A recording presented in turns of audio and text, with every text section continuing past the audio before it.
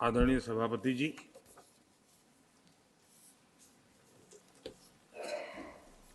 हर 2 वर्ष के बाद इस सदन में इस प्रकार का प्रसंग आता है, लेकिन ये सदन निरंतरता का प्रतीक है। लोकसभा 5 साल के बाद नए रंग रूप के साथ सज जाती है। ये सदन हर 2 वर्ष के बाद एक नई प्राण शक्ति प्राप्त करता है, एक नई ऊर्जा प्राप्त करता है, एक नए उमंग और उत्साह का वातावरण भर देता है। और इसलिए हर 2 साल में जो होने वाली विदाई है, वो विदाई एक प्रकार से विदाई नहीं होती है। वो ऐसी स्मृतियों को यहां छोड़ करके जाते हैं, जो स्मृतियां आने वाली जो नई बैच होती है, उनके लिए ये अनमोल विरासत होती है।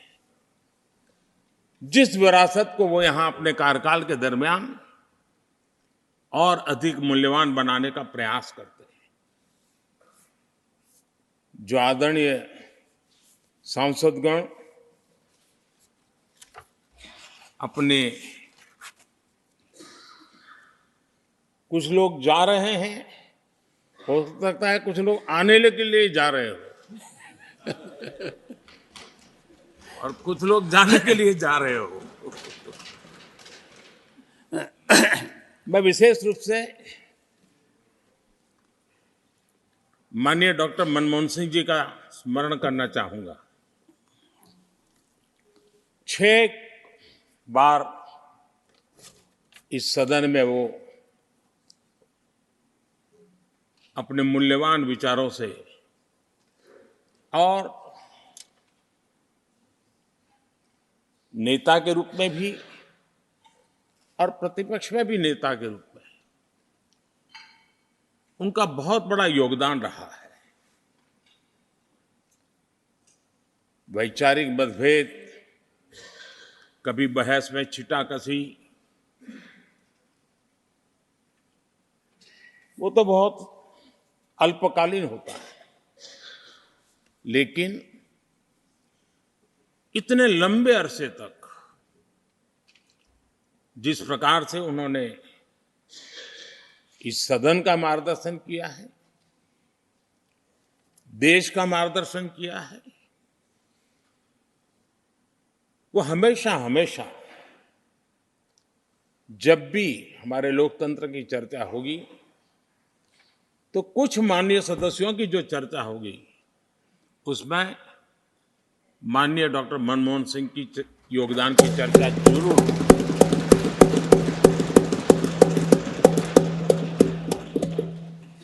और मैं सभी सांसदों से,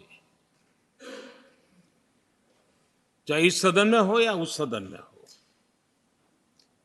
जो आज है वो शायद भविष्य में आने वाले हो, मैं उनसे जरूर कहूंगा कि ये जो माननीय सांसद होते हैं, किसी भी दल के क्यों न हो, लेकिन जिस प्रकार से उन्होंने अपने जीवन को कंडक्ट किया होता है, जिस प्रकार की प्रतिभा के दर्शन उन्होंने अपने कार्यकाल में कराए होते हैं, उसका हमने एक गाइडिंग लाइट के रूप में सीखने के लिए प्रयास करना चाहिए। मुझे याद है, उस सदन के अंदर लास्ट कुछ दिनों में एक वोटिंग का अवसर था। विषय तो मैं छूट गया मेरा, लेकिन पता था कि विजय ट्रेजरी बैंक की होने वाली है। अंतर भी बहुत था, लेकिन doctor Manmohan Singh ji wheel chair में आए, वोट किया एक सांसद अपने दायित्व के लिए कितना सजग है, उसका वो उदाहरण है। वो प्रेरक उदाहरण था। इतना ही नहीं, मैं देख रहा था कभी कमिटी के चुनाव हुए, कमिटी मेंबर्स के, वो व्हीलचेयर में वोट देने आए। सवाल ये नहीं है कि वो किसको ताकत देने के लिए आए थे। मैं मानता हूं वो लोकतंत्र को ताकत देने आए थे।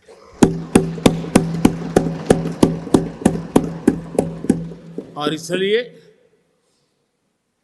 आज विशेष रूप से मैं उनके दीर्घायु के लिए हम सब की तरफ से प्रार्थना करता हूं। वे निरंतर हमारा मार्गदर्शन करते रहे, हमें प्रेरणा देते रहे। आदरणीय सभापति जी, जो हमारे साथी नए दायित्व की ओर आगे बढ़ रहे हैं, इस सीमित विस्तार से एक बड़े विस्तार की तरफ जा रहे हैं, राज्यसभा से निकल करके जनसभा में जा रहे हैं, तो मैं मानता हूं उनका साथ, यहां का अनुभव, इतने बड़े मंच पर जा रहे हैं, तब देश के लिए एक बहुत बड़ी पूंजी बनकर के निकलेगा।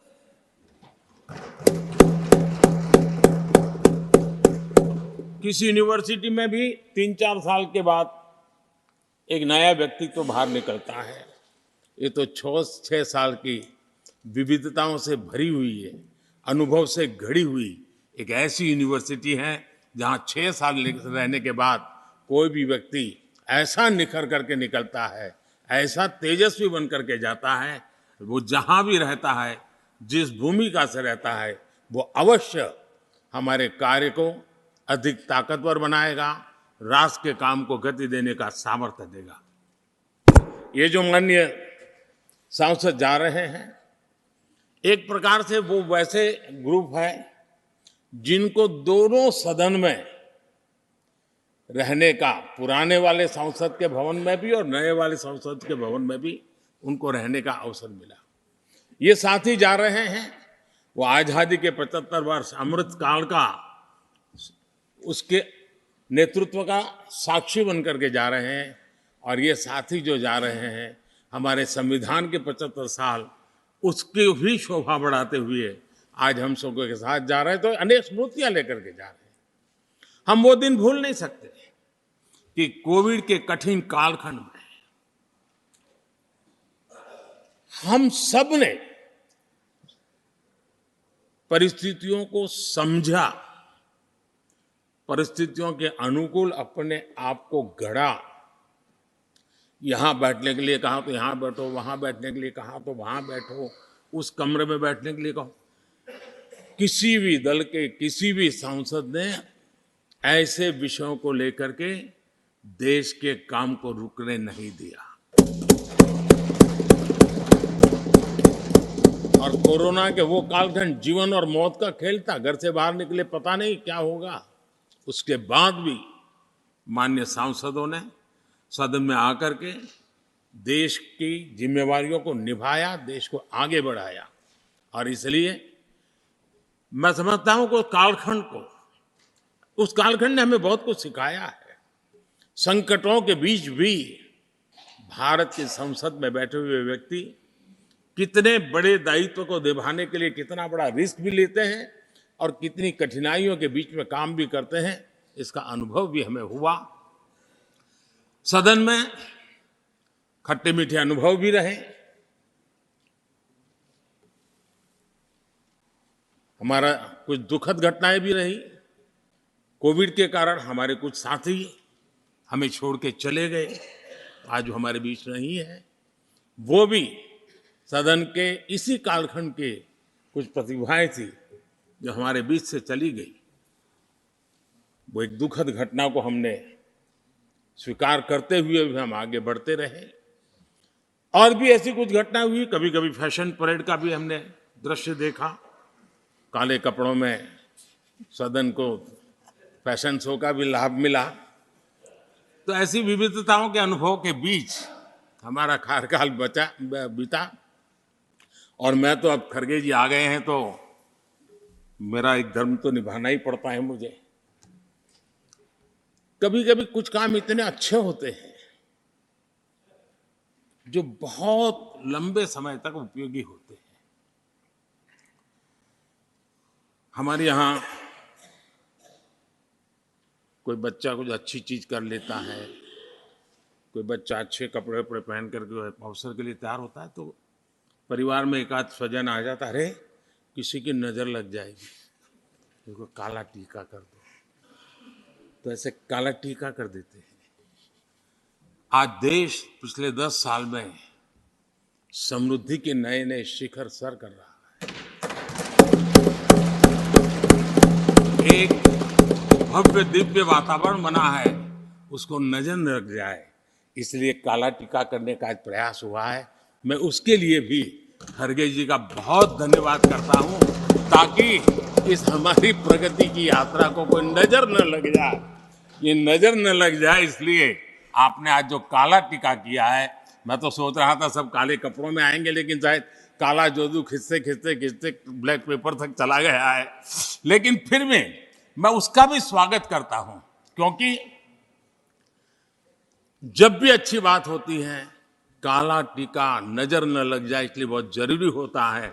और उस पवित्र काम को, और आज जिस उम्र के हैं उस व्यक्ति जब ये काम करता है तो जरा अच्छा रहता है, तो मैं इसके लिए भी आपका आभार व्यक्त करता हूं। आदरणीय सभापति जी, ये विषय कोई लंबे समय लंबा बोलने का तो है नहीं, लेकिन हमारे यहाँ शास्त्रों में एक बहुत बढ़िया बात कही गई है। शायद हमारे सब साथी जा रहे हैं तो जो कमी भी हमें महसूस होगी उनकी, क्योंकि उनके विचारों का लाभ जो आ जाएंगे वापस वो तो और तेज तर्रार होकर के आएंगे।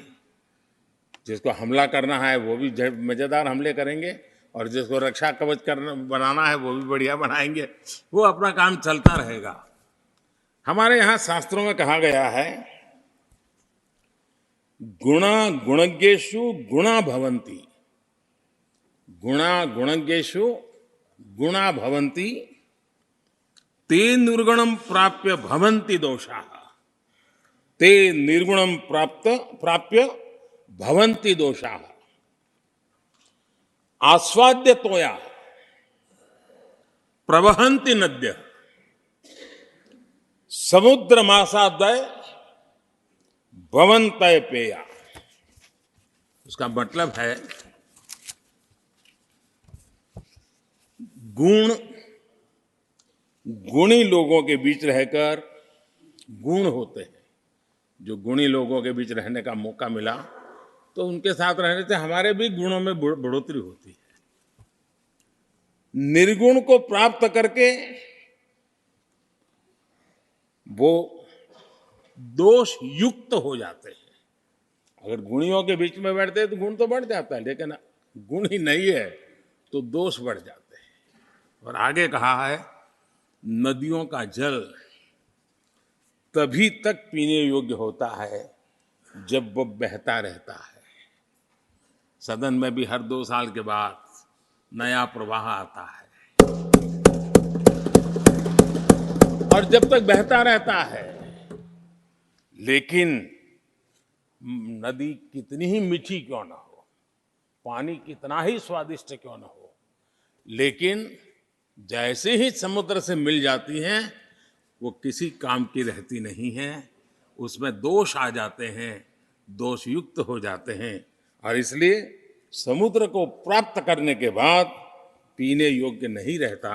मैं समझता हूँ ये संदेश हर एक के जीवन में प्रेरक रहेगा। इसी भावना के साथ जो साथी समाज जीवन के एक बहुत बड़े फलक पर जा रहे हैं, इस जीवंत यूनिवर्सिटी से अनुभव प्राप्त करके जा रहे हैं, उनका मार्गदर्शन, उनका कर्तृत्व राष्ट्र के काम आएगा, नई पीढ़ी को प्रेरणा देता रहेगा। मैं सभी साथियों को हृदय से अनेक अनेक शुभकामनाएं देता हूं। बहुत बहुत धन्यवाद।